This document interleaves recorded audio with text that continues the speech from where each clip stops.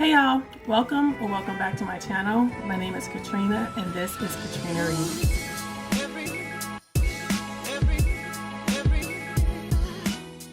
This is my first wrap up and we'll see how this format goes. I'm going to talk about a little bit about my TBR experiment that I kind of came up with. I came up with a TBR to challenge myself to have well-rounded reading, and I also did 2 readathons and then just my general reading, and I'm also going to talk about whether it was an audiobook, ebook, or a physical book, and I will also then at the end talk about the books that I DNF'd. So here we go. So these first 2 books don't fit into any of the categories that I have, so I just want to get them out of the way first. The Hollow Places by T. Kingfisher, I read in one day. Both me and my son read it and we totally enjoyed it. We both tore through it in a day. We video chatted each other about it. We really enjoyed it. It's a horror book that has really good characterization. It's kind of like a creepy Narnia. It's a portal horror. It's super creepy, but the characters are really fleshed out. You really like them. You care about them. They make dumb decisions, and you care that they make dumb decisions because you like them. They're funny. They have great chemistry. I gave this book 4 stars, and I listened to it on audio. Timeless was the first book that I finished in 2021. This is number 5. It's called the Parasol Protectoress series, and it's number 5. And I kind of always forget until I get into the next series. It's like, oh yeah, there's that guy. It's a good time. It's a good ride. I listened to this on audio, and I gave it 3 stars. Now, The Miser's Dream by John Gaspard was for Books and Lala's Buzz Readathon. January's buzzword was dream. It's a cute murder mystery, a cozy murder mystery, and it's more just a quirky mystery, more so than a cozy mystery. I'm like, just as much as people are, like if somebody defined themselves as a romance reader, I would define myself as a cozy mystery reader.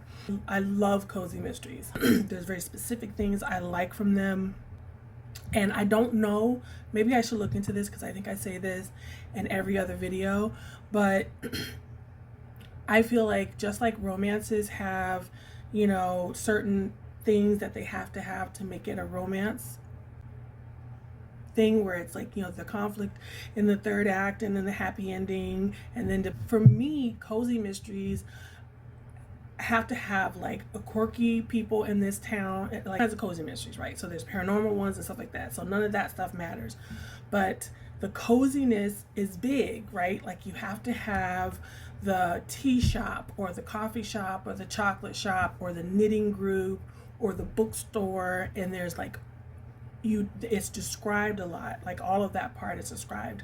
If it's winter time, we know it's winter, and we're told it's winter a lot because of the crunching of the snow under the protagonist's feet as they go and they find the dead body. And then the murder is almost incidental.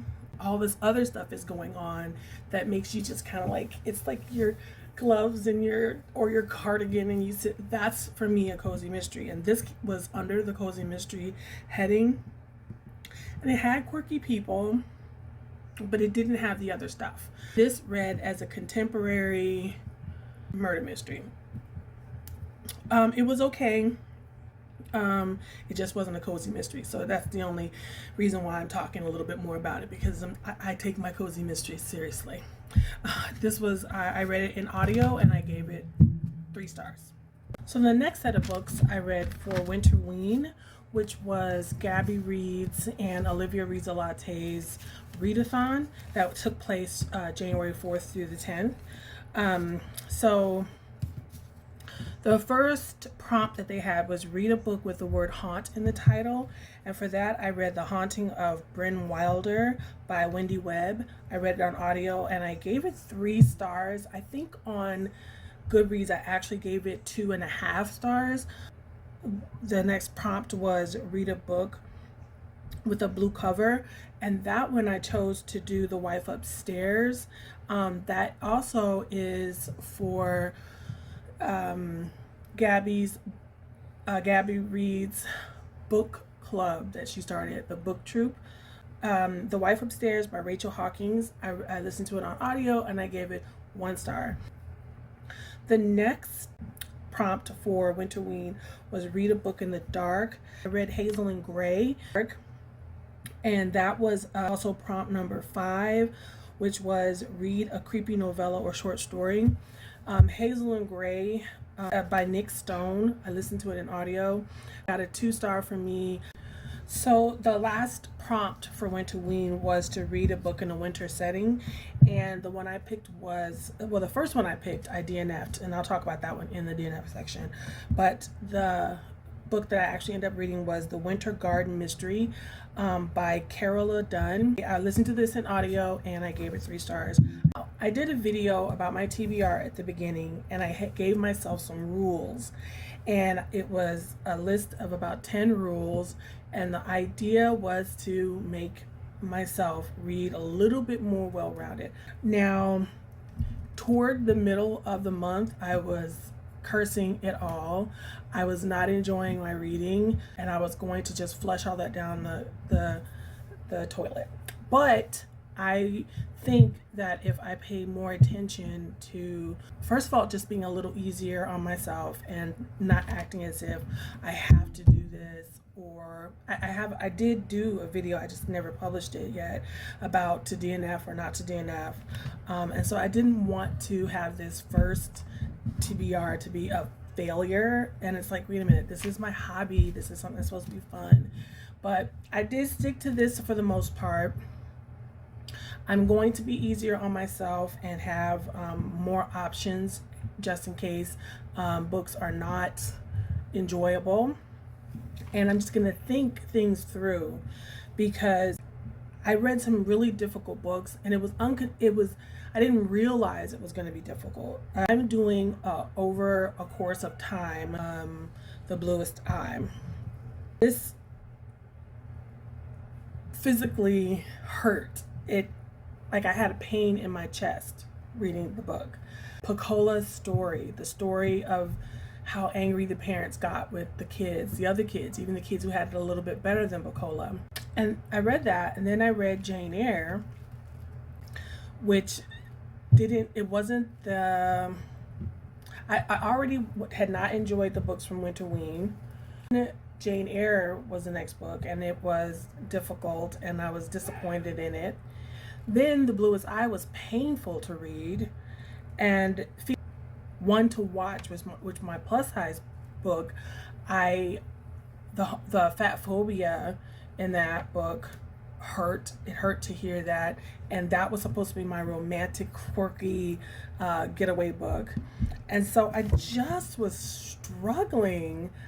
That's what made me want to just chuck it all. Didn't end up chucking it, but I'm going to make sure I pay a little bit more attention to how I am constructing my TBR from here on out. And I will do that in my next video where I talk about my TBR. So anyway, now my actual TBR, the way I had it set up was I wanted to read, number 1, a Black book that was not a nonfiction book, a book about another culture, a plus size book, LGBTQIA, Kindle backlist, physically read, nonfiction, out of my comfort zone, romance, because I don't pick it up like I pick up cozy mysteries, and I realize almost every time I read a romance book, I love it. And I had at first like number 10 because I wanted a rounded number and I couldn't figure out what to put there, but I have decided that from here on out, number 10 will be cozy mystery. Like, how am I going to leave out my favorite books? I read halfway through The Bluest Eye. It was painful. I had to stop, and it's part of a project anyway. It's a Black book. It is also physical, so it took care of both of those things. Number 2 was Jane Eyre. Jane Eyre, I decided was going to be another culture because I didn't happen to have another culture in there. It's English, and even though we're cousins, it's another culture. and it was just, you know, back in another time, so they weren't doing things the way we're doing them now. Do it on audio. I've read it multiple times as a child, on, you know, physically, and I gave it a 2. It's not what I remembered. It is what I remembered. I see it through different eyes now. Number 3 was One to Watch. That was the plus size book that by Kate Stayman, London. I listened to it on audio and I gave it 3 stars. Number 4 was LGBTQIA Rep, and I read Felix Ever After. That also was a physically read book. I read that, I annotated it, and I sent it to my non-binary child. They just got it today. I just got a text from them, and so we'll see what they think about it in a later date.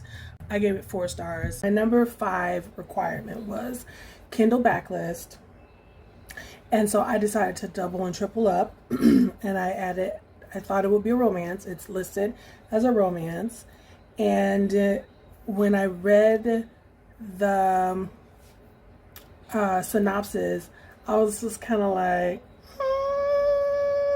and I thought, okay, this is out of my comfort zone, but let's see.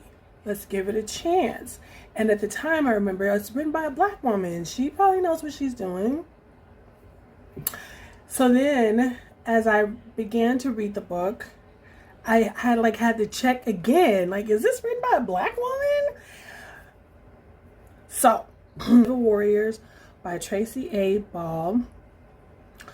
Let's see if the synopsis gives. This book has a 4.47 rating.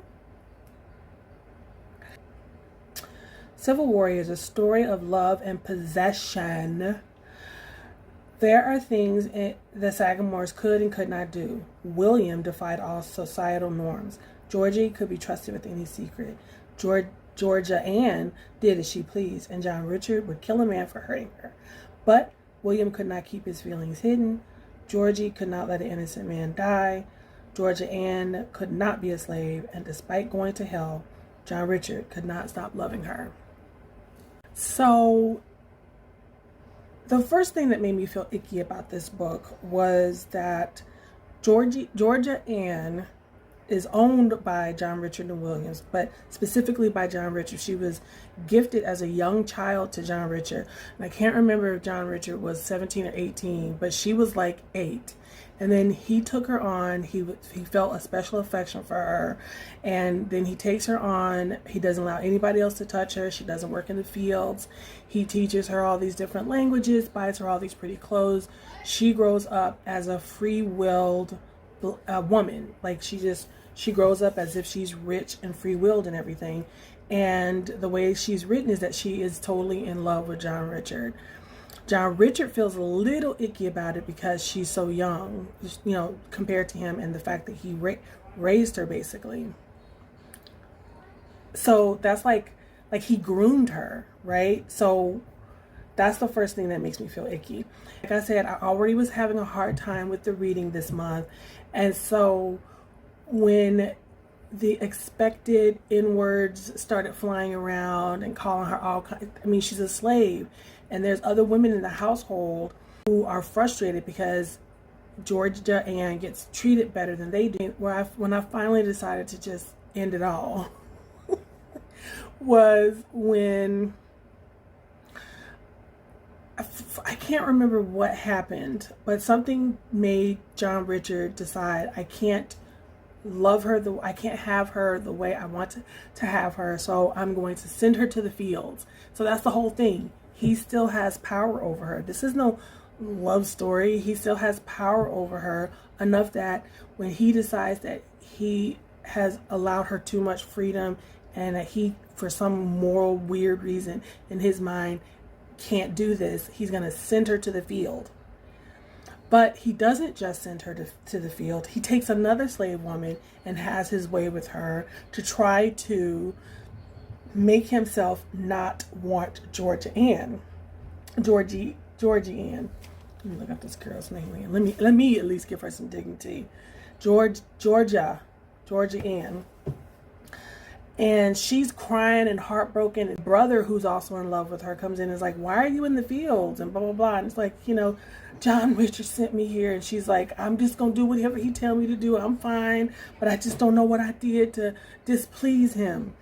But, you know, when she's talking to other people, and when she, you know, was first, I thought maybe I could handle it because, or she comes into a ball at one point, and when she comes to the room, she's all aware of how beautiful she is, and she's very confident.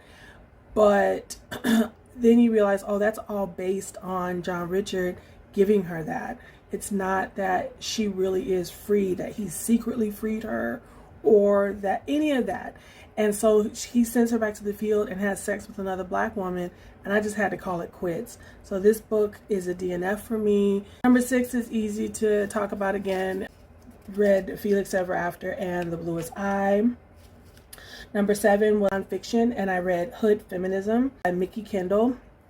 It was a very basic book about what I would call womanism, more so than feminism, but she specifically wanted to make a point about the difference between what white women think feminism is and what black, brown, trans, and everybody else needs, and children, and the unhoused, and all of that, all how that encompasses feminism. But white feminism ignores that. So I gave this a 5-star. I listened to it by audio. And number 8 was Out of My Comfort Zone, and number 9 was Romance, and that sadly Civil Warriors took those spots. And next time I'm gonna go by my instincts. Because then my final book, it was number 10 for last month, was kind of a miscellaneous. I knew I wanted a round number, classic / historical / reread / children's middle grade, but I now have decided it's going to be cozy mystery from here on out. I'm done now with my TBR. Now I'm going to talk about a couple books that I started before January and finished this month. That's Dead and Buried by Leanne Dobbs. That was a cozy mystery, and that was an audiobook, and I gave it 2 stars. And the last book that I started before January but finished this month, I've been listening to this forever. The End of Policing by Alex S. Vitale. It's nonfiction. I listened to it on audio, and it's 4 stars. Lastly, I am going to talk about the 3 books I DNF'd, because I think it's important to talk about the valuing our time and making sure we are enjoying reading. And this is not a competition. It's not a punishment.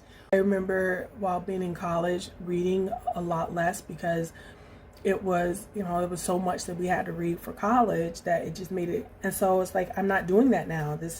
And I value my time. Auntie Maxine Waters tells us to reclaim our time.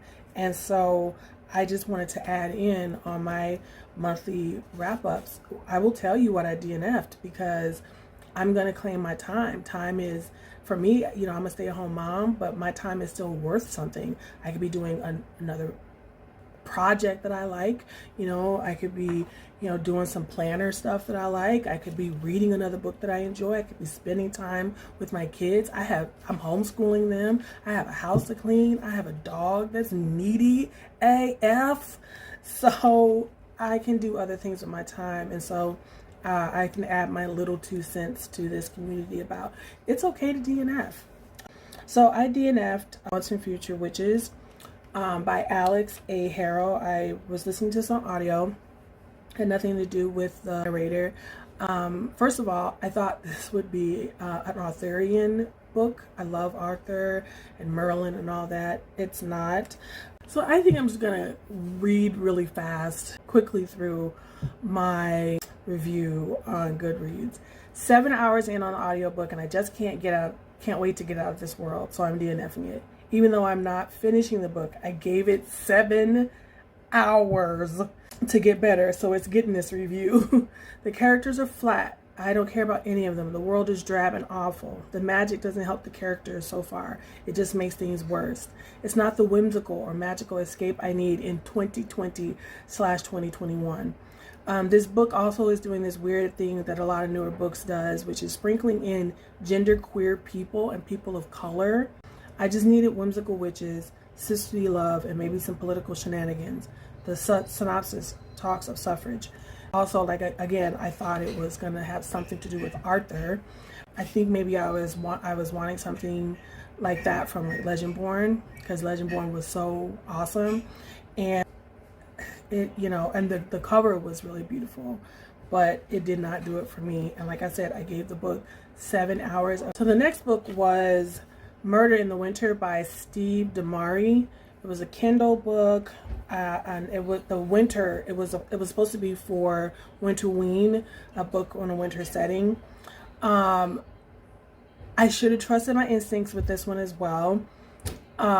Please, Christians, do not get offended by this. I am a believer, but again, I am a very progressive Christian, and I don't believe in a lot of American Christian stuff. And I don't talk about it a lot because my childhood growing up in church was quite harmful, to say the very, very least.